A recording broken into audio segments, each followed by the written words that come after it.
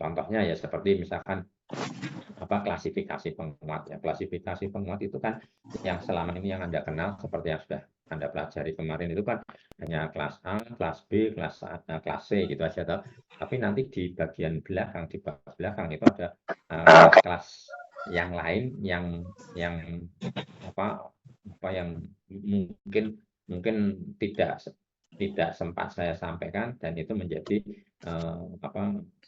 akan menjadi materi yang bisa membuka wawasan Anda. Sebenarnya yang namanya kelas amplifier itu banyak. Jadi tidak hanya seperti yang disebutkan di Painter saja. Dan memang itu tidak dibahas juga di dalam buku ini. Karena yang namanya klasifikasi penguat itu nanti ada kelas D juga ya, delta gitu ada. Kemudian ada juga pernah yang kelas O, kelas S itu juga ada, tapi itu tidak dibahas di sini. Ini dasar-dasar untuk mempelajari klasifikasi penguat ya cukup A, B, C, termasuk variannya dari kelas B itu adalah kelas AB, itu aja. Ya. Jadi bagi Anda yang memang tertarik di bidang elektronika itu memang sebaiknya dasar-dasar ini bisa Anda kembangkan dengan membaca materi-materi yang masih terkait dengan hal itu. Oke, hari ini kita akan mulai dengan mengulang sebentar sebelum kita masuk lebih dalam pada salah satu konfigurasi. Jadi kita minggu lalu itu sudah mempelajarinya bahwa penguat itu paling tidak memiliki 3 karakter yang harus dipunyai ya kalau bisa, dan hal itu di sini yang menjadi perhatian kita, yaitu yang pertama adalah berapa gennya, peroleh itu bisa peroleh tegangan, bisa peroleh arus, bisa peroleh daya. Kemudian ada Z input, ya, ada impedansi input. Kemudian juga ada impedansi output. 3 hal ini yang menjadi perhatian dari penguat. Jadi artinya bahwa di sini nantinya kita mengacu pada idealisme sebuah penguat. Apapun penguat. Karena yang diperkuat itu arusnya, tegangannya, atau dayanya. Apapun itu, maka idealisme sebuah penguat itu Anda ingat, ada yang pertama itu adalah kalau bisa gain-nya itu sebesar mungkin, infinite. Nah, itu. Kemudian yang kedua, kalau bisa impedance input dari penguatnya itu sebesar mungkin, juga infinite. Itu kan cita-citanya. Kemudian kalau bisa impedance outputnya itu nol. Nah, ini adalah merupakan idealisme dari penguat yang mesti dicapai. Jadi ini kembali saya perlihatkan, ini adalah idealisme dari sebuah penguat. Jadi kalau bisa ini yang kemudian dicapai. Nah, kalau kita melihat hasil konfigurasi yang kita bicarakan di sini, ya, jadi artinya bahwa ada penguat kelas, ada penguat common emitter, ada penguat common collector, ada penguat common base, maka kita akan melihat perbandingan di antara ketiganya ini tadi, ya, paling tidak ini ya ketiganya ini tadi, dari sisi idealisme penguat yang tadi disebutkan. Tapi sebelumnya mungkin Anda perlu mengingat rangkaian yang dinamakan dengan penguat common emitter, common collector, dan common base itu bisa kita ketahui dari di mana input itu dimasukkan dan di mana output itu diambil dari rangkaian tadi.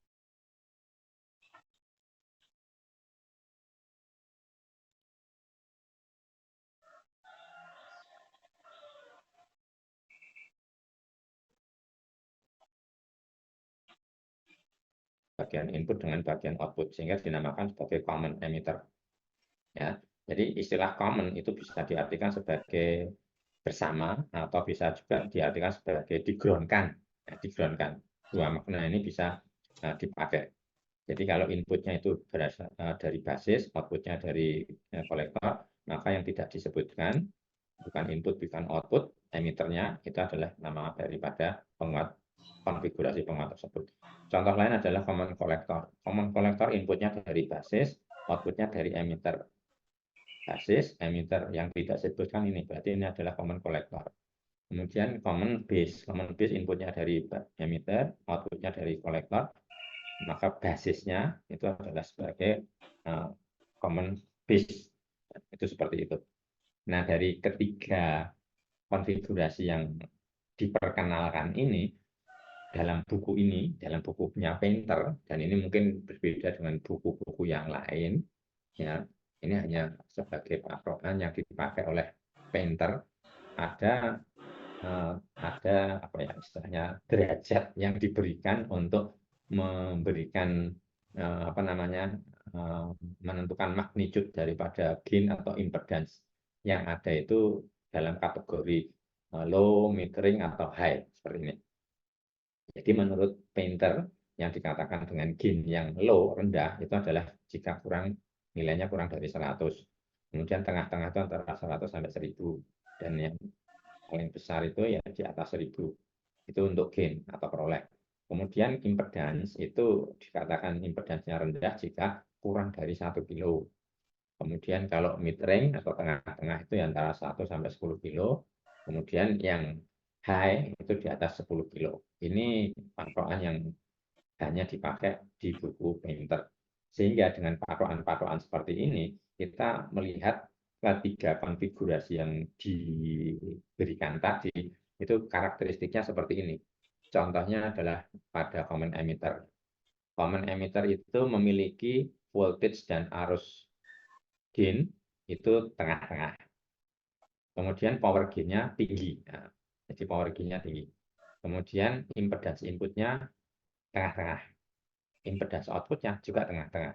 Ini kalau kita bandingkan dengan idealisme sebuah penguat, itu memang mendekati ya. Kalau idealisme penguat kan harusnya arus, tegangan, gainnya, tegangan, arus, dan juga dayanya itu kalau bisa infinite, ya, tak berhingga. Kemudian impedance inputnya itu kalau bisa juga infinite, tapi ini metering. Kemudian impedance outputnya itu harusnya zero, tapi ini metering. Ini contoh daripada karakteristik common emitter dilihat dari definisi tadi ya, definisi penggolongan. Dan yang khas pada common emitter itu adalah outputnya itu nanti memiliki fase yang berbeda 180 derajat dengan inputnya. Ini yang sudut fasenya itu 180 derajat berbeda dari inputnya. Ini terutama pada tegangan output terhadap inputnya. Nah, itu nanti kita akan lihat. Kemudian kita akan melihat yang berikutnya itu adalah common collector. Common collector ini juga dinamakan sebagai emitter follower, jangan kebalik ya. Jadi emitter follower itu bukan konfigurasi common emitter, tapi justru di sini adalah common collector, tetapi karena outputnya itu selalu mengikuti yang ada di dalam inputnya, maka di sini dinamakan sebagai emitter follower. Emitter follower itu berarti common collector malah. Jangan lupa ini, jangan terbalik. Ya, dan itu memiliki karakteristik seperti ini. Ya, ini tadi seperti ini. Dan kalau Anda perhatikan di sini voltage gain-nya kok malah kurang dari 1. Ya, kurang dari 1. Current gain-nya oke, tengah-tengah. Tapi ini voltage gain-nya kurang dari 1. Impedance inputnya tinggi, ini bagus. Impedance outputnya ini kok rendah, bagus juga. Ini kan harusnya idealismenya kan zero, ini sudah low.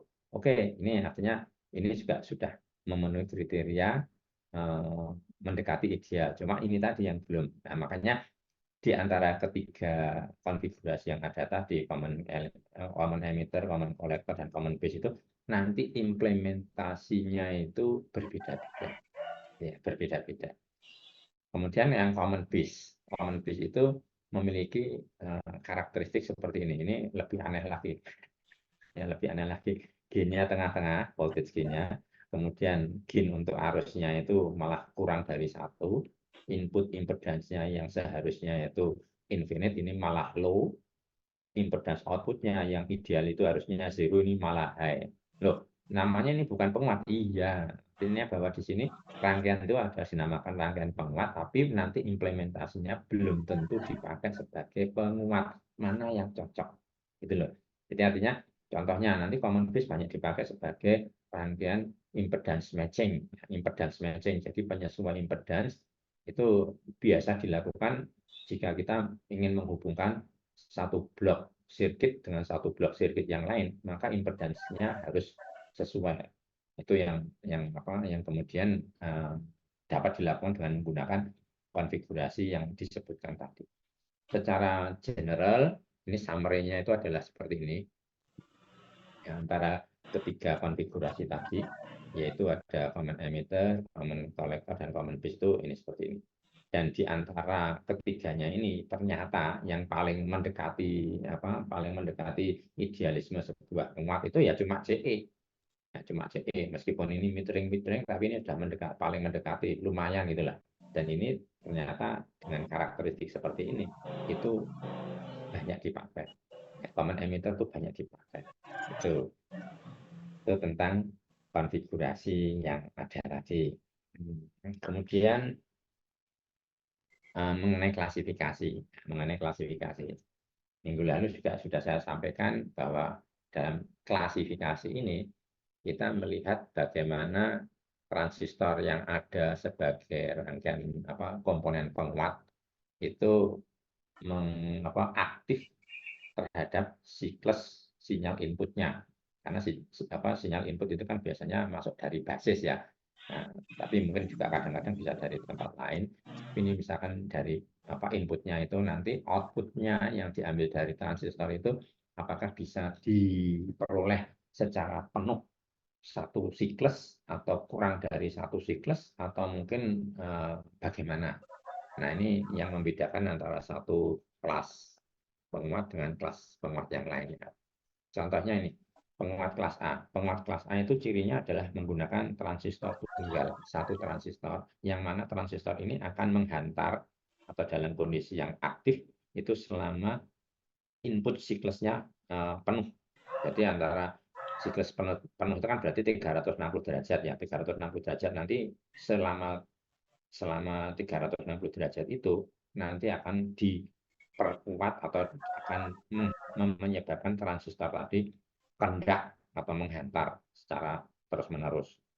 Nah, itu rangkaiannya adalah seperti ini, gambar ini. Nah, gambar ini. Jadi gambar ini adalah kelas A. Ada satu transistor, ini cirinya satu transistor. Gitu ya. Kemudian yang kelas B, itu cirinya adalah dengan menggunakan dua buah transistor. Dua buah transistor seperti ini, Anda lihat ini ada NPN, ini ada PNP. Nah, dua buah transistor ini itu nanti akan menghantar atau kondak masing-masing itu separuh siklus sinyal inputnya. Jadi kalau siklus inputnya itu adalah sinus, maka ini separuh bagian atas, ini separuh bagian bawah, separuh polaritas atas, separuh polaritas bawah, ditemukan, digabungkan dengan menggunakan kapasitor pada sisi outputnya. Sehingga nanti pada bagian outputnya ini, pada beban, itu akan diperoleh sinyal sinus dengan magnitude yang lebih besar pada polaritas positifnya dan yang negatifnya, dan itu nanti harapannya itu betul-betul menghasilkan sinyal sinus yang sempurna hasil dari penggabungan keduanya. Tapi ini kemudian bisa Anda jumpai nanti ternyata ada yang tidak sempurna, dan ini sering terjadi yang dinamakan dengan distorsi crossover seperti ini. Jadi maunya itu kan ini diperkuat sendiri, yang bawah diperkuat sendiri, ketemu di tengah itu bisa nyambung gitu ya. Tapi ternyata ini tidak nyambung seperti ini. Oleh karena itu harus dicari cara yang bisa mengatasi masalah ini. Nah, mungkin nanti di kelas AB ya, di kelas AB itu Anda akan menjumpai bahwa ini caranya itu dengan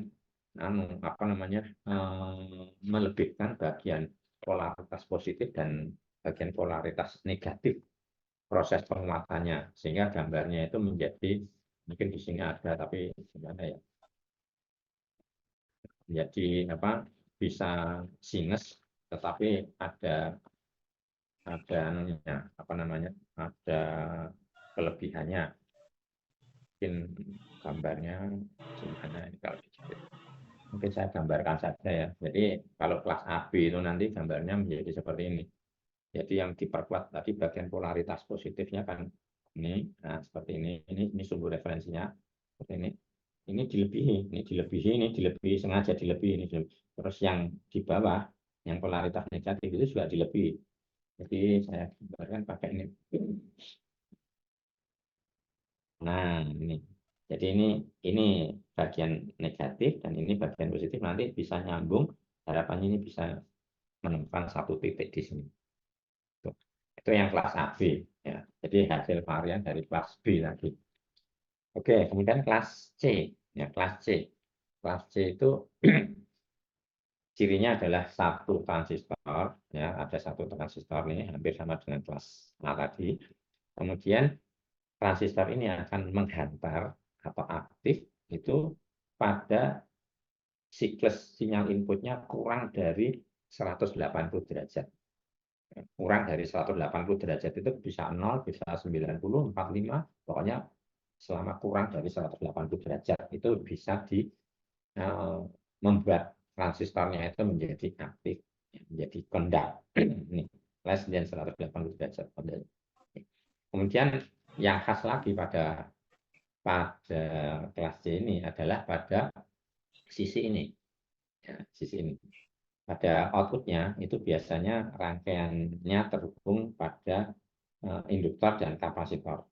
Nah, kalau Anda melihat rangkaian seperti ini, Anda mesti ingat mungkin pada pembahasan tentang rangkaian analisis untai, ini Anda akan mendapatkan sebuah frekuensi resonansi hasil dari fungsi kapasitif dan fungsi induktif dari ini. Karena ada faktor frekuensi yang bisa kita dapatkan yang akan menghasilkan nilai frekuensi resonansi dari gabungan keduanya. Nah, oleh karena itu, ini nanti rangkaian penguat kelas ini cocok digunakan sebagai penguat tertala, tune amplifier, yang mana penguat itu akan memperkuat hanya pada frekuensi hasil resonansi ininya. Jadi hasil resonansi ini menghasilkan berapa, itu yang akan diperkuat. Nah, sekarang Anda bayangkan kalau misalkan L-nya itu variabel, C-nya itu juga variabel, dan kita bisa membuat kombinasi gabungan antara nilai L tertentu dan C tertentu yang akan diperkuat oleh ini. Itu yang seperti Anda jumpai pada misalkan radio atau televisi. Anda bisa mendapatkan suara gamma, kemudian bisa Gunung Kidul itu, kemudian bisa Geronimo itu kan pada saat kita nyetel dan beresonansi dengan frekuensi dari stasiun penyiarannya itu kemudian akan dikeluarkan dalam speaker Anda. Jadi pada saat Anda putar-putar atau Anda setel frekuensinya pada frekuensi berapa, kemudian keluar misalkan radio suara gamma itu FM itu. Nah, itu ya seperti ini yang dipakai. Jadi menggunakan ini. Ini namanya penguat tertala tadi ya. Tune amplifier. Oke, itu salah satu klasifikasi yang banyak menjadi dasar. Klasifikasi yang lain ingat ada yang lain ya, tapi tidak dibicarakan dan tidak dibahas ini. Silakan Anda mencari sendiri klasifikasi atau kelas-kelas lain dari penguat. Kemudian satu hal lagi yang menjadi perhatian di dalam penguat itu adalah masalah efisiensi. Ya, efisiensi. Karena dengan efisiensi itu kita bisa menghitung ya, mencari berapa kebutuhan daya input dan daya outputnya. Jadi dalam hal ini efisiensi itu menggunakan persamaan atau definisi daya pada beban terhadap daya DC. Daya DC ini adalah daya dari power supply itu berapa. Kan ada VCC, kemudian ada arus-arus yang diserap oleh komponen-komponen tadi. Nah, ini perbandingan antara daya yang terukur pada beban terhadap daya DC-nya dari sumber VCC-nya gitu ya. Itu adalah merupakan efisiensi. Nah, efisiensi ini kemudian juga menjadi sebuah patokan untuk menentukan klasifikasi penguat itu masuk dan kelas apa, kelas A, B, C atau apa itu. Nah, ini contohnya kita lihat pada summary-nya ini ya. Pada summary ini kalau kelas A ini efisiensinya itu kira-kira 25%. Ini kelas A. Kelas A 25%, kelas B itu efisiensinya kira-kira 78,5%. Dan kelas C itu kira-kira penuh 99%. Sekitar itu. Oke ya. Jadi ini yang juga bisa dipakai sebagai patokan. Kemudian yang lainnya lagi ini juga Nah, ini turunan atau varian daripada di sini cuma disinggung sekilas, nanti di bagian belakang kita akan dibicarakan lebih dalam mungkin ya, yaitu kelas B. Kelas B di sini umumnya rangkaian yang bisa dijumpai adalah yang dinamakan dengan kelas B complementary symmetry. Ya, complementary symmetry itu jadi di sini ada pembagi tegangan yang dilakukan dengan menggunakan resistan ini, ya, dua resistor ini. Kemudian ini NPN, NP gitu ya. Ini yang seperti yang gambar yang pertama tadi. Kemudian ada juga yang menggunakan trafo. Jadi dalam hal ini yang dinamakan dengan kelas B dengan menggunakan trafo. Jadi kalau Anda menggunakan trafo di sini, apa kelebihannya Anda mestinya bisa lihat apa karakteristik dari trafo ini seperti apa. Biasanya kebutuhan tegangan dan arusnya bisa kita dapatkan lebih tinggi. Jadi di sini kelas B, ini seperti Anda lihat di sini, the relatively high efficiency of class B amplifier make it very useful as a higher power amplifier. Jadi artinya kelas B itu memang banyak digunakan sebagai penguat dengan penguat daya yang tinggi, ya, penguat daya yang tinggi. Kemudian variannya itu adalah kelas AB ini, kelas AB ini. Jadi kelas AB itu menggunakan diode sebagai pembagi antara kedua transistor yang ada. Jadi ini diganti dengan ganti dengan diode. Contohnya adalah ini kelas AB. Nah, ini adalah kelas AB diode. Kemudian, oh ya tadi yang kelas A itu pada umumnya digunakan sebagai small signal amplifier. Saya hanya ingin mengenalkan istilah small signal amplifier, penguat sinyal kecil, ya, small signal amplifier. Jadi artinya seperti preamp gitu ya, preamplifier yang mana merupakan penguat yang digunakan untuk memperkuat sinyal hasil pengubahan dari satu besaran menjadi besaran listrik di awal itu ya, seperti pada transducer. Nah, di situ biasanya kita gunakan penguat awal. Kok ada awal? Memang artinya bahwa nanti setelah diperkuat oleh penguat awal itu, hasil penguatan yang diperoleh dari penguat awal tadi akan diperkuat lagi dengan penguat-penguat yang tingkat berikutnya. Jadi artinya model penguatnya itu cascade bertingkat. Ada berapa stage dalam satu cascade itu, mungkin 2 atau mungkin 3. Nah itu outputnya itu nanti menjadi sangat besar. Seperti menggunakan power amplifier itu menjadi sangat besar outputnya. Tapi itu tidak bisa diperoleh langsung, artinya harus menggunakan model bertingkat tadi. Yang kemudian yang lainnya lagi yang oh ya kelas C. Ini kelas C tadi sudah saya sebutkan ya sebagai tune amplifier atau penguat tertalang. Gambarannya seperti ini. Tidak sampai 180 derajat ini sudah menghasilkan output. Jadi ini artinya transistor ini sudah bekerja selama ini hanya kurang dari 180 derajat fasenya. Sudah mengaktifkan, membuat ini kondak. Hasilnya menjadi seperti ini. Ini yang sudah kita pelajari minggu lalu ya. Jadi artinya ini hanya sebagian yang kita perkenalkan. Kemudian bab berikutnya di sini tentang desibel. Kembali saya sampaikan bahwa ini bahasan tentang desibel itu tidak secara langsung itu masuk di dalam elektronika, tetapi ini terkait dengan rangkaian elektronika untuk terutama kalau kita bicara tentang gain, magnitude sebuah sinyal itu dinyatakan dalam desibel. Karena ini tidak terkait langsung dengan rangkaian atau sirkuit elektronika, maka ini saya persilahkan bagi Anda semua untuk membacanya secara mandiri. Jadi saya anggap bahwa ini harus sudah Anda ketahui secara di luar kepala ya tentang desibel itu seperti apa. Dan Anda lihat nanti baca saja bagaimana desibel ini. Kemudian selain itu juga ada varian-varian dari desibel yang mungkin nanti banyak dijumpai dalam sistem komunikasi.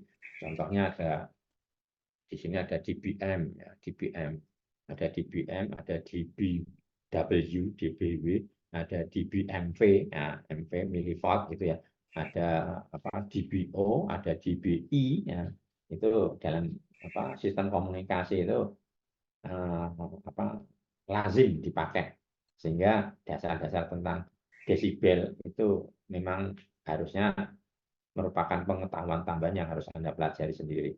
Nanti juga ada satu hal lagi yang tidak terkait dengan rangkaian elektronika, tapi juga banyak digunakan dalam elektronika. Contohnya adalah nanti Anda menjumpai parameter hibrid, ya, parameter hibrid atau H parameter. Ini H parameter itu ternyata yang sudah Anda kenal itu adalah seperti HEP, itu merupakan salah satu parameter hibrid. Nah, gitu. Tapi sebenarnya ada banyak. Nah, ini contohnya nanti di bab 9 ya. Parameter hibrid ini juga tidak secara langsung terkait dengan rangkaian elektronika. Contohnya di sini ada HIE, Anda lihat di sini hurufnya kecil semua. Berarti ini nanti digunakan untuk analisis AC. HIE, impedance input basisnya. HFE, current gain, ya current gain seperti yang Anda jumpai pada HFE huruf besar, base collector, ya current gain. HOE ini yang jarang digunakan, jarang disebut. Kemudian HRE, jadi yang banyak disebut itu nanti adalah HIE sama HFE. Nah, kemudian yang HOE dan HIE nanti mungkin ada beberapa rangkaian yang perlu menggunakan ini. Tapi pada umumnya HIE dan HFE ini huruf kecil ini itu ada di dalam datasheet juga, sama dengan yang huruf besar HFE huruf besar itu. Untuk analisis AC dan analisis DC gitu. Itu yang berbeda ya. Oke, ini kita lewati desibel. Saya serahkan pada Anda untuk mempelajarinya secara mandiri. Yang berikutnya yang akan kita bicarakan itu adalah tentang bahasan yang lebih mendalam tentang common emitter secara lebih mendalam. Tapi sebelum ini saya persilahkan bagi Anda yang ingin bertanya saat ini, silakan bertanya sambil saya share presensinya bagi Anda yang tadi belum sempat presensi. Silakan kalau ada pertanyaan. Saya ulangi lagi bahwa minggu depan itu minggu terakhir ya untuk perkuliahan kita, dan saya wajibkan Anda itu mempelajarinya secara mandiri hingga bab 11. Nanti tentang penguat dengan menggunakan FET, field effect transistor, itu akan disampaikan oleh Pak Prapto. Saya sudah menyampaikan kepada beliau untuk meneruskan materi penguat FET ini dan seterusnya. Jadi bab 11 itu merupakan materi yang nantinya itu masuk di dalam UTS. Ya. Materi bab 10 ataupun bab 11 itu sebenarnya dasar-dasarnya itu sudah Anda peroleh, sehingga tidak akan kesulitan untuk memahaminya secara mandiri. Oke, tidak ada pertanyaan? Sampai di sini nih, kita akan lanjutkan bab baru ya, common emitter amplifier, dan ini saya stop dulu ya, presensi Herbert-nya. Nanti di terakhir kita kuliah, sebelum saya tutup, itu masih ada kesempatan sekali lagi bagi Anda yang masih kesulitan untuk presensi. Beritahu saja saya bahwa Anda mungkin kesulitan atau gagal untuk men-scan QR code-nya, sehingga nanti akan saya tunggu. Oke, saya tutup ya. Common emitter. Nah, ini satu konfigurasi yang kemudian dibahas lebih mendalam pada buku ini. Nanti di bab berikutnya itu konfigurasi yang berikutnya yang dibahas juga. Common emitter tadi sudah disebutkan bahwa antara input dengan outputnya itu ada beda fase 180 derajat. Itu kaitannya antara tegangan output dengan arus inputnya. Arus inputnya itu seperti ini, tegangan outputnya itu seperti ini. Jadi ini Anda lihat beda fasenya 180 derajat, tapi arus outputnya sama. Arus outputnya itu in phase. In phase itu sefase. Jadi istilah yang saya ingin Anda selalu ingat, in phase itu adalah sefase. Kalau ini beda fase berarti out of phase ya, out of phase. Jadi beda fase itu out of phase. Jadi tegangan tegangan output dari common emitter itu beda fase dengan arus inputnya. Sedangkan arus outputnya itu sama persis. Cuma magnitude-nya itu Anda lihat ya lebih besar gitu ya. Ini 1,5, ini 15 mikroampere. Kemudian ada penamaan untuk resistan yang ada di sisi emiternya, yang dinamakan dengan resistan emitter AC. Resistan emitter AC. Jadi ini bukan resistan emitter yang seperti ini. Nah, ini kan huruf besar semua ya, huruf besar semua. Tapi di sini adalah analisis AC, analisis AC. Jadi kita menggunakan AC dan analisis AC-nya ada resistan emitter AC yang diberi notasi R aksen E. Jadi ini Anda lihat R aksen E.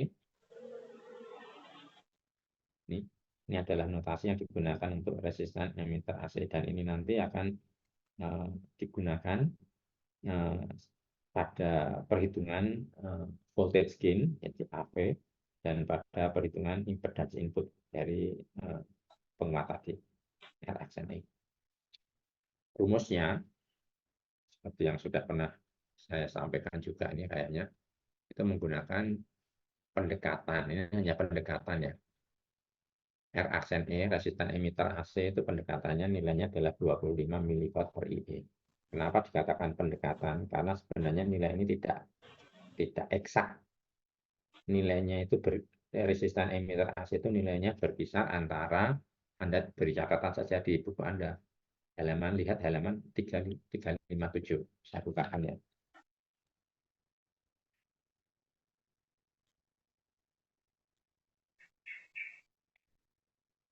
Nah ini, jadi nilai resistan emitter AC itu berkisar antara 25 sampai 52. Jadi gampang ya dibalik angkanya.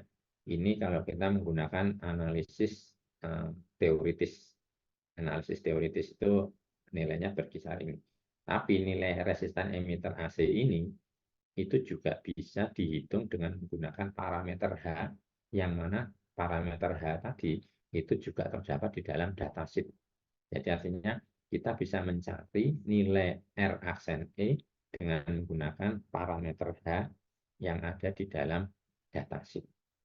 Dan nanti ada rumusnya sih. Jadi contohnya kalau Anda lihat pada halaman 356, nah ini 356 ini kan seperti ini. Nah ini R aksen E itu adalah HIE dibagi dengan HFE huruf kecil. Ini ada pada datasheet untuk analisis AC. Jadi nilai eksaknya kalau Anda menggunakan datasheet ini yang dipakai.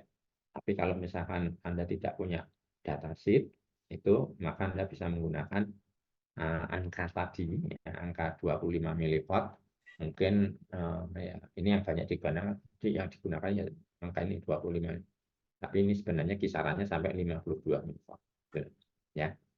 Nah, kemudian ada AC beta. Anda mengenal DC beta itu sebagai HFE huruf besar, maka di sini juga ada AC beta. AC beta ya hampir sama dengan DC beta.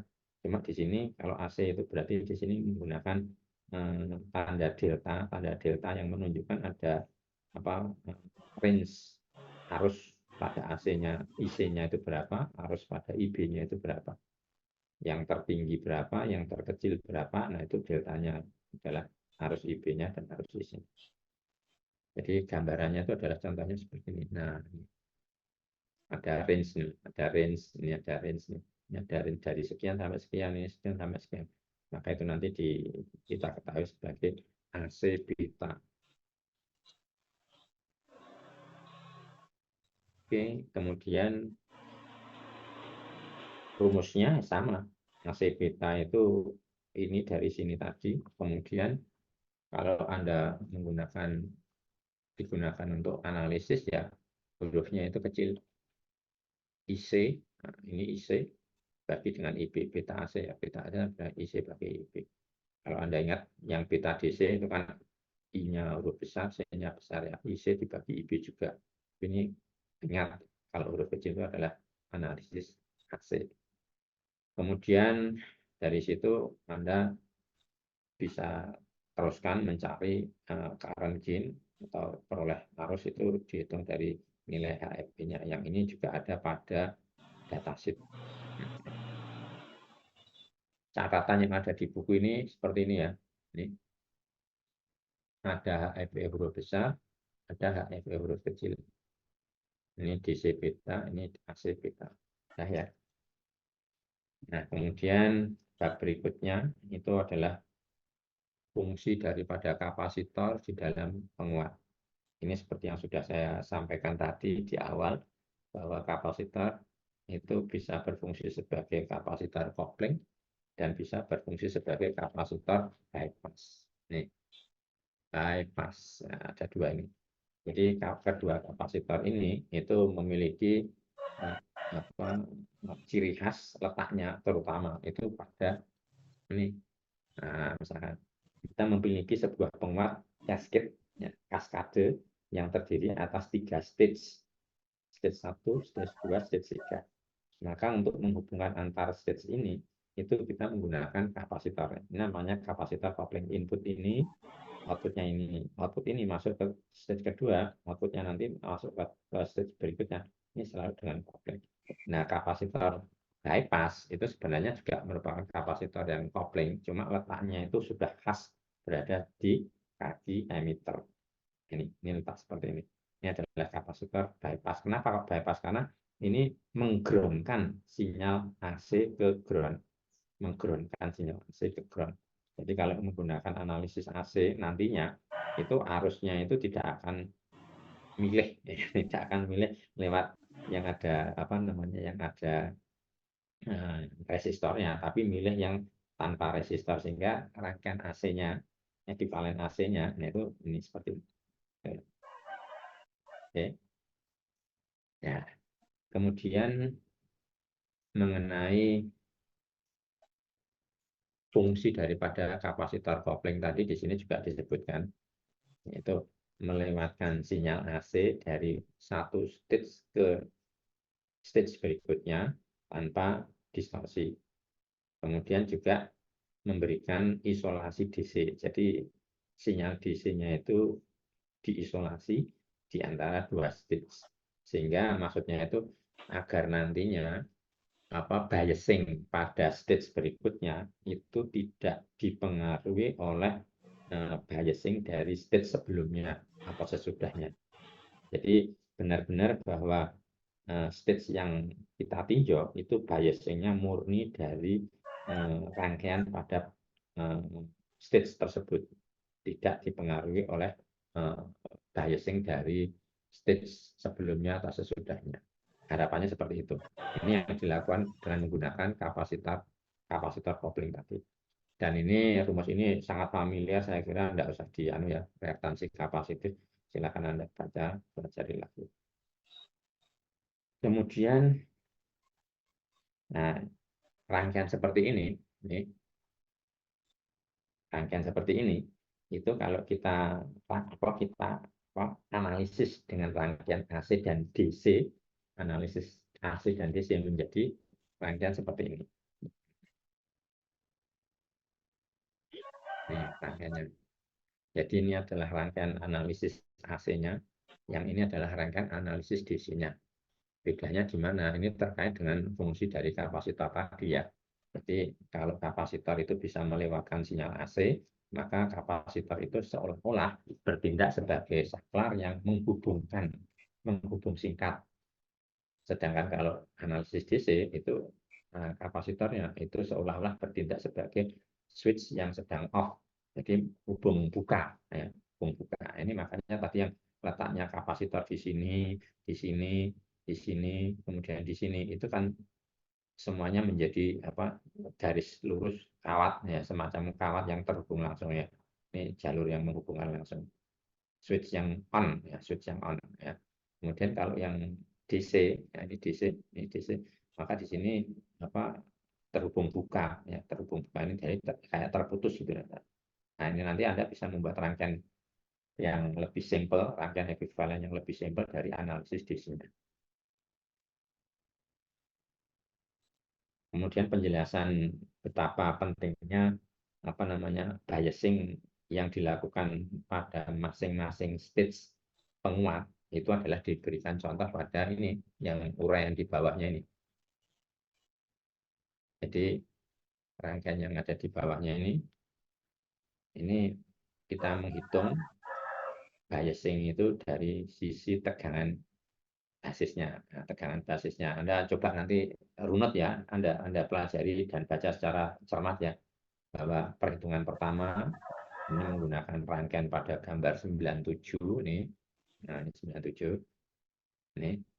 Kemudian Anda lihat di sini ada kapasitornya yang fungsinya seperti switch tadi.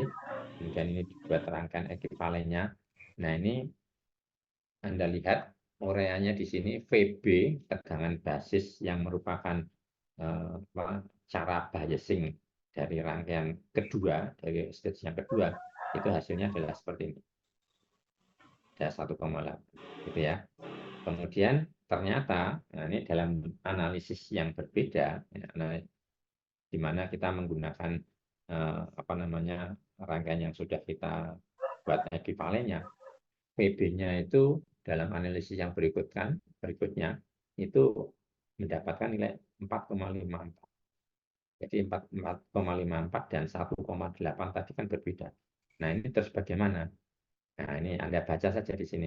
With this new value of VB, the biasing for the second state has been severely affected. Jadi artinya ini nanti biasing pada sisi stage yang kedua itu ternyata dapat dipengaruhi kalau kita menggunakan analisis yang ini tadi. Ya. Oleh karena itu di sini kalimat ini silakan Anda baca ya.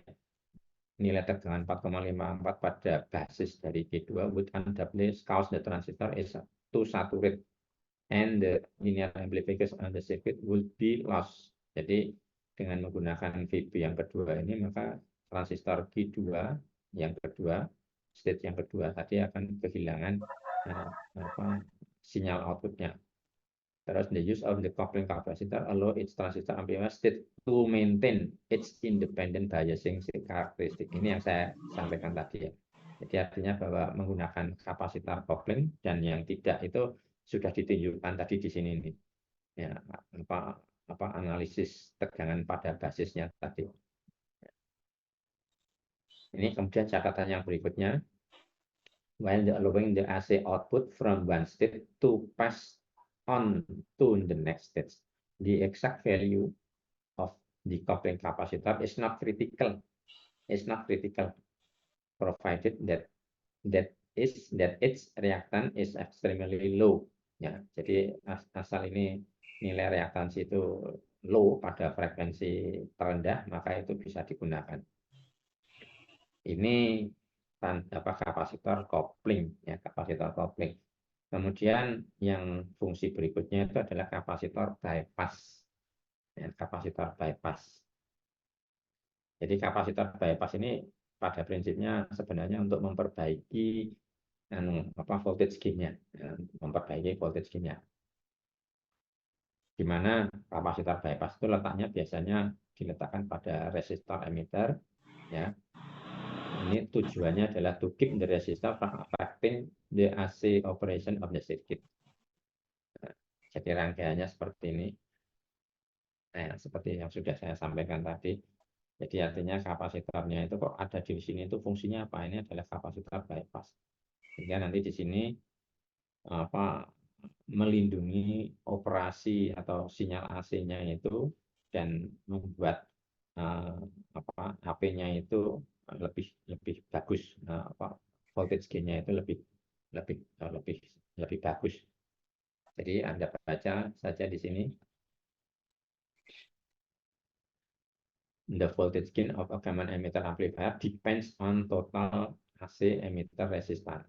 Jadi artinya rumus HP, rumus gain tegangan itu kan RC huruf kecil ya, ini huruf kecil ini berarti analisis AC dengan R aksen E. Nah, kemudian dengan menggunakan bypass kapasitor itu increases the voltage gain. Jadi menaikkan peroleh tegangannya tadi. Ini yang fungsi utama daripada bypass kapasitor. Kemudian ini juga ditunjukkan pada gambar 9B ini. DC ekuivalen. Jadi gambar 99B ini rangkaiannya. Jadi ini rangkaian ini Anda lihat rangkaiannya itu ini. Rangkaiannya itu ini. Kemudian kalau Anda menggunakan analisis AC itu menjadi seperti ini, saya kira Anda sudah tahu ya. Kemudian kalau menggunakan rangkaian DC-nya seperti ini. Ini nanti kalau diurai atau bagaimana caranya itu seperti pada gambar, contohnya adalah pada gambar ini. Bagaimana Anda membuat rangkaian ekuivalen AC. Ini satu contoh rangkaiannya seperti ini aslinya. Ya, ada power supply-nya ini seperti ini. Kemudian ini nanti akan dibuat rangkaian ekuivalennya dengan cara, nah ini patokan ini mesti harus Anda ingat selalu, short circuit all capacitor, short circuit all capacitor. Kemudian replace all DC sources with a ground symbol. Ini yang kemudian kita pakai untuk membuat ini. Rangkaian aslinya seperti ini. Kemudian yang pertama tadi short circuit all capacitor ini sudah di short circuit semua ya, kapasitornya tidak ada. Kemudian yang kedua replace all DC sources. Nah ini power supply-nya ini dengan ground. Jadi ini artinya ini disambung. Nah ini sambung hubung ke ground. Ini ground. Jadi rangkaian ini menjadi ini. Kemudian dari ini menjadi ini. Ya, Anda mungkin tidak bingung ya dari sini menjadi ini kan bisa ya.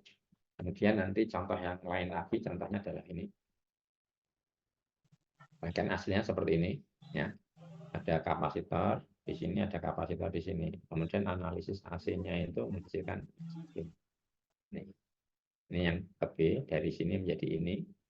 Ini nyambung ya. Ini BCC-nya jadi ground, ini sudah ya. Ya. Kemudian ini sudah ekuivalen, tapi ekuivalennya itu masih bisa disederhanakan lagi. Disederhanakan lagi menjadi ini. R1, R2-nya tetap, ini kan sama-sama masuk ground, ini juga ground. Nah, kan bisa dibuat seperti ini, ya tak? Bisa dibuat seperti ini. Kemudian RC-nya Anda lihat. RC-nya ini kan dari sini masuk ground. Nah, jadi RC-nya dari sini masuk ground. Nah, kemudian yang RE-nya ini tadi harus tuh milih yang tanpa ada hambatan. Jadi lewat sini ini, nah, ini langsung nih. RE-nya jadi ini rangkaian yang ekuivalen yang sudah lebih sederhana dari ini. Disederhanakan lagi, ini menjadi ini kan paralel, ini paralel, ini jadi satu. Nah ini nanti untuk digunakan pada analisis AC. Kemudian apalagi yang pentingnya?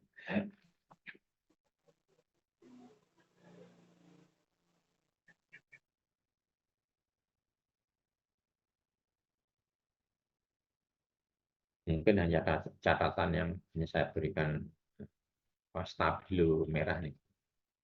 The AC equivalent circuit is used for the AC operation analysis only. Untuk analisis AC tak. Kemudian bahasan berikutnya itu tentang amplifier gain. Ini sudah Anda ketahui rumus umumnya. Yang namanya voltage gain itu ya antara V out terhadap V in. Tapi ini rumus ini kemudian dengan otak-atik matematika berkembang menjadi, nah ini jangan lupa, jadi tidak hanya satu rumusan ya. AP adalah RC bagi R aksen E. Tuh. Nanti itu masih bisa berkembang lagi. Jadi artinya mana rumus yang cocok untuk diimplementasikan pada analisis rangkaian Anda pada saat Anda itu menjawab sebuah soal. Gitu. Ini sudah RC itu berapa? RC resistan kolektor AC-nya berapa? Nah, ini Anda lihat di sini. Oh, kalau gitu ini RC-nya RC resistor kolektor dibagi dengan resistor beban. Nah, gambar yang dilihat itu di sini. Nah, ini RC, ya ini RL. Nah, ini paralel. Jadi ini adalah RC-nya. Jadi resistan kolektor AC. Jadi ini kolektor dari transistornya. Maka resistan kolektor AC-nya itu ya mengandung ini. Resistan yang terasa pada kolektornya itu adalah nilainya itu. Contoh 94 yang ada pada contoh soal pada 94 ini jangan Anda baca dengan seksama karena ini akan membantu Anda memahami penggunaan rumus-rumus analisis AC dan DC. Apalagi yang contoh 95. Ya, contoh 95 ini saya orek-orek itu berarti sesuatu yang menarik dan mesti penting ya, mesti penting. Dan sebuah rangkaian seperti ini.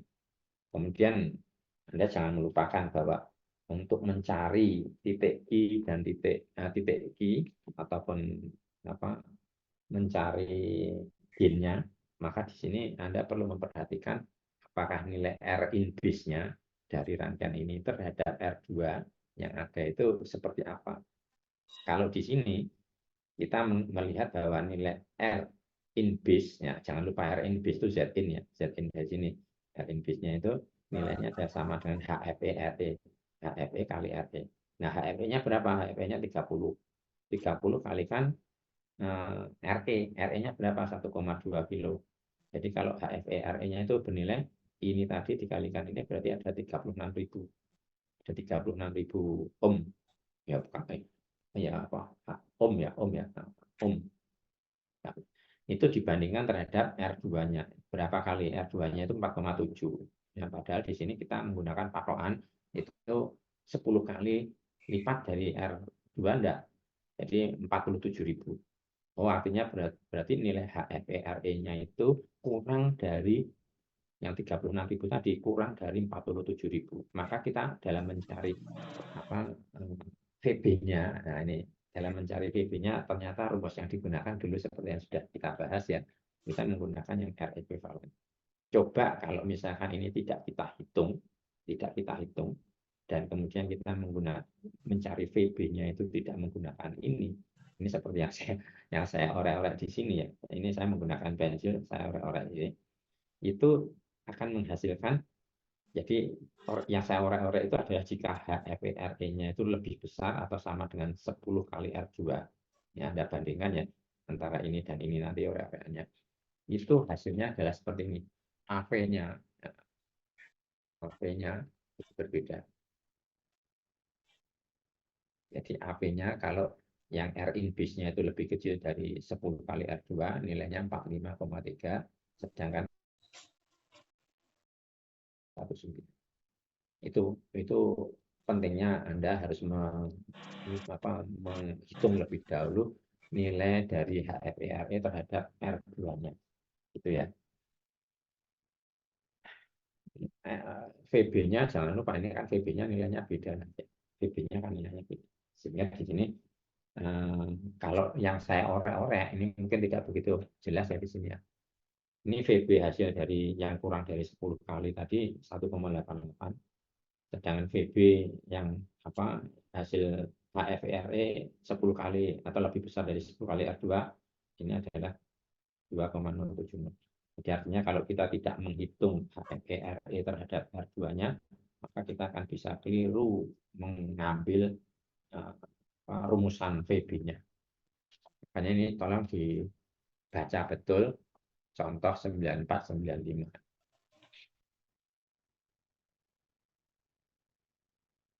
Kemudian mengenai voltage gain. Voltage gain tadi kan rumusannya juga ada, dan voltage gain itu nanti bisa diturunkan rumusannya itu kan menjadi ini itu dari mana? Ini uraian yang ada di atasnya ini merupakan hasil analisis otak-atik yang menggunakan rangkaian ini sehingga muncul hasil voltage gain-nya itu adalah RC dibagi dengan RT aksen tadi ya ini. Nah, di sini yang penting terkait dengan gain yang diperoleh entah itu arus, entah itu tegangan maupun daya, itu adalah stabilitasnya. Jadi stabilitasnya itu harus tetap stabil. Berapapun besar beban yang ada, yang terhubung ke penguat, maka jangan membuat voltage gain atau current gain atau power gain-nya itu menjadi tidak stabil. Tidak stabil itu artinya naik turun. Jadi kalau nanti bebannya berubah itu atau mungkin suhu lingkungan ambience temperature-nya itu berubah, kemudian nanti voltage gain itu juga ikut berubah. Itu tidak bagus. Jadi buatlah sebuah rangkaian yang bisa tahan terhadap perubahan suhu dan perubahan nilai beban. Nah, itu. Salah satu caranya itu kita mengetahui lebih dahulu bahwa persamaan yang Anda pakai untuk menghitung voltage gain seperti ini, contohnya ya, RC dibagi R aksen E ini kan bergantung, nilai R aksen itu kan bergantung pada nilai HFE, yang mana itu nanti akan ikut berubah jika suhu ruangannya itu juga berubah. Jadi voltage gain itu cenderung untuk selalu tidak stabil. Ini yang harus diatasi. Karena cenderung tidak stabil, maka bagaimana kita membuat rangkaian supaya bisa mengkompensasi perubahan suhu ataupun perubahan beban itu, sehingga gain-gain yang kita peroleh itu menjadi stabil. Nah, caranya bagaimana? Caranya salah satunya itu adalah dengan menggunakan apa yang dinamakan dengan rangkaian swamping, ya, swamp ini, rangkaian swamp. Swamp itu kalau diterjemahkan bahasa Indonesianya itu apa ya, rawa dibanjiri atau mungkin apa ya, banjiri rawa. Intinya itu seperti ini. Jadi intinya itu pada bagian rangkaian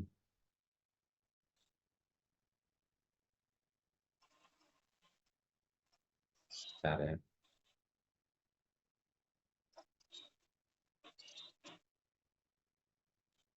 Jadi bagian emiternya itu ada sebagian yang di-ground-kan, tapi ada sebagian yang tidak. Jadi partially grounded-nya partially. Kalau tadi kan ini tidak ada. Ini huruf besar loh ya. E-nya huruf besar. Jadi ini beda dengan R aksen E yang huruf kecil tadi beda. Jadi ini artinya adalah resistan emitter yang sebagian itu tetap ada, tapi yang sebagian lagi ini harus di-ground-kan. Jadi yang di sini itu tidak ada, ini di-ground-kan. Nah, ini namanya rangkaian swamp. Rangkaian swamp itu membuat voltage gain menjadi lebih stabil dan lebih stabil lagi terhadap perubahan adanya beban. Itu lebih stabil. Tapi ya, ada tapinya, ini yang tapinya yang harus diperhatikan. Ternyata nilai voltage gain yang diperoleh itu sedikit berkurang. Nah, masalahnya di situ. Jadi tidak sesuai dengan kalau tidak kita lakukan proses swamp, ya, itu nilai AP-nya itu lebih tinggi sedikit. Nah, sekarang lebih kecil sedikit tapi stabil, atau Anda milih tinggi tapi mungkin akan bergoyang, nilainya naik turun, pilih yang mana? Itulah yang harus Anda pilih. Jadi membuat stabil gain itu memang ada seninya gitu ya. Jadi Anda mau milih yang mana. Kemudian juga masalah Z-in daripada rangkaian penguatnya itu perlu agar Anda juga bisa memperoleh kestabilan pada sisi outputnya. Jadi pada rangkaian ini, nah, Z-in base-nya seperti ini.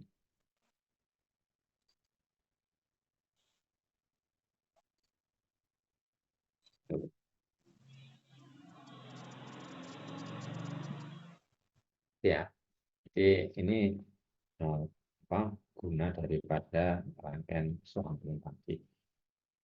Oke, jadi ini bagian yang pokok dari bahasan kita pada hari ini. Oh ya, masih ada satu lagi. Kalau tadi kita menyebut bahwa ada sebuah penguat yang cascade bertingkat yang terdiri atas beberapa stage gitu ya. Maka untuk mencari bagaimana gain yang diperoleh dari keseluruhannya itu merupakan hasil perkalian dari gain dari setiap stage-nya. Jadi di sini mungkin, nah ini untuk multi state nih. Kalau Anda pengen mencari total gain yang Anda peroleh dari rangkaian penguat yang cascade tadi. Nah, ini hasil perkalian gain pertama, voltage gain pertama dikalikan dengan voltage gain kedua, ketiga, dan seterusnya. Juga untuk arusnya juga sama. Apalagi yang power ini juga sama. Itu ya, itu catatan yang perlu Anda mengerti juga. Kemudian yang lainnya lagi,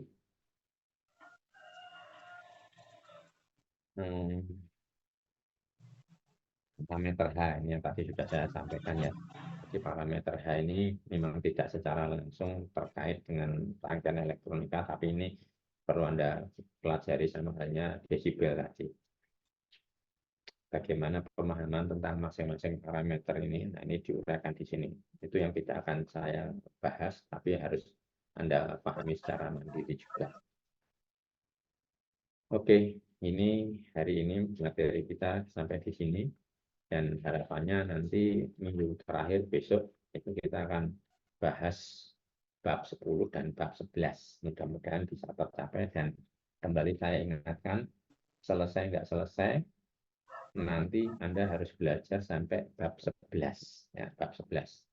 Jadi itu materi yang akan dipakai untuk UTS. Gitu. Oke, ini saya share lagi sambil menunggu kalau ada pertanyaan dari Anda di airport-nya. Silakan bagi Anda yang belum sempat presensi, ini terakhir dan yang ketiga, dan segera akan saya akhiri perkuliahan pada pagi hari ini. Sambil nunggu, adakah yang ingin ditanyakan? Ada yang kesulitan enggak untuk di-upload-nya? Segera chatting ke saya.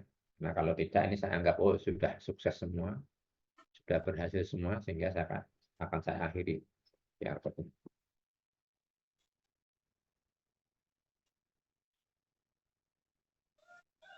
Ya, sambil saya beritahukan mungkin UTS-nya nanti itu open book ya. Jadi silakan aja Anda membawa buku, membawa orek-orekan, dan juga membawa alat hitung. Jangan lupa alat hitung. Jadi alat hitungnya yang menggunakan kalkulator yang saintifik gitu ya. Kalau misalkan tidak ada apa apa untuk perhitungan akar atau perhitungan pangkat dan sebagainya, itu eman-eman dan nanti tidak bisa ngitung.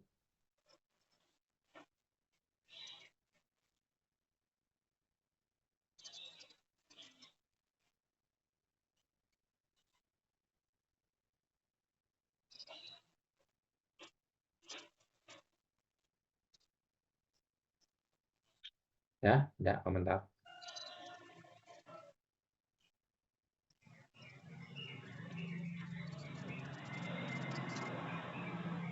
Tidak ada. Ini saya tunggu yang sedang presensi, kayaknya